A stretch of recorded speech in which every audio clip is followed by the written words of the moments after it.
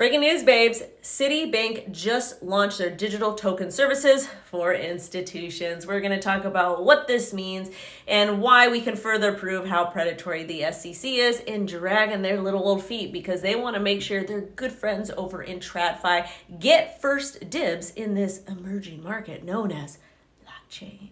If you're brand new to the O Show, please make sure to like, comment, subscribe. This helps support the channel. And welcome back to the O Show, everything crypto and NFTs every day. So the headline here, Citi will transform customer deposits into digital tokens that can be sent instantly anywhere in the world. And they launched a digital token service for institutions.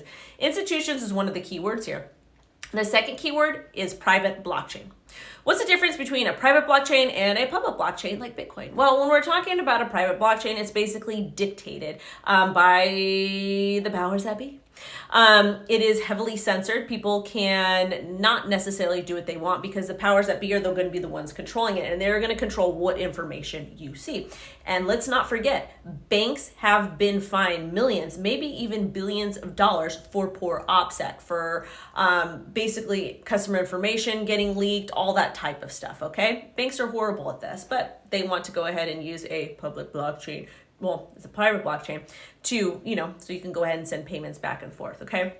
The difference with Bitcoin is, okay? Well, first off, when we're talking about sending a transaction through a bank, there's going to be a lot of personal information associated with your wallet address or whatever they do decide to use. With Bitcoin, you don't have that. When we're talking about using a bank, you have to show your driver's license, your passport, your address. They see all of your spending habits, your family members' information, all different types of things. Just remember, all the information you submit when you have to open a bank account, that will all be tied to that. And only certain people get access to that, well, until the bank practices a poor offset. With Bitcoin, that's not the case. With Bitcoin, you send person A, or person A can send person B a transaction. Obviously, the miners essentially host that transaction for you. And the difference between that is there's no personal information associated with person A or person B or with the miners. Yes, if you're really good at blockchain technology, you know how to read the block explorer, all that stuff, you can pretty much decide or figure out where a specific transaction came, and maybe it might be associated with Coinbase or whatever. Okay, fine, not a big deal. But we're talking about the banking industry using it, that's where it gets to be problematic. Also, this is starting to make sense to me as to why the public servants, this particular administration, and Gary Gensler over the SEC have been so slow to actually create any laws or legislation. They want to make sure their buddies over at the banks get first dibs. So some other interesting information here.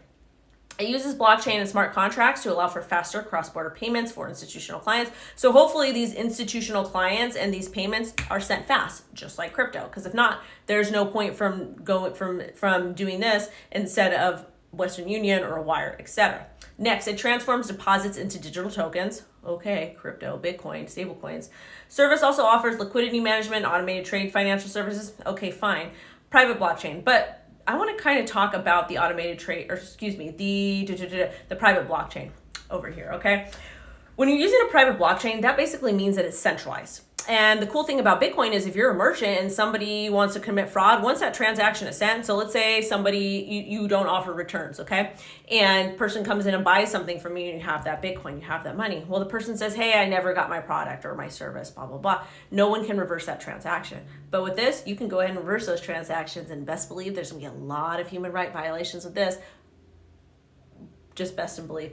Next, Citi tested a pilot with logistics company to see how it would work in the shipping industry. Their head of global services says blockchain smart contracts have the potential to upgrade the regulated financial system by applying new tech to existing legal instruments and regulatory framework. There's no regulatory framework, and that's what the problem is, okay? And I have a feeling with a big story like this, the SEC is going to come out with some magic regulatory framework that's going to be in favor of the banks, traditional finance, and credit investors, while you and I continue to get absolutely screwed. Anyways, babes, thank you so much for watching. Please push this information out. We need to get it to as many people as possible. Bye-bye.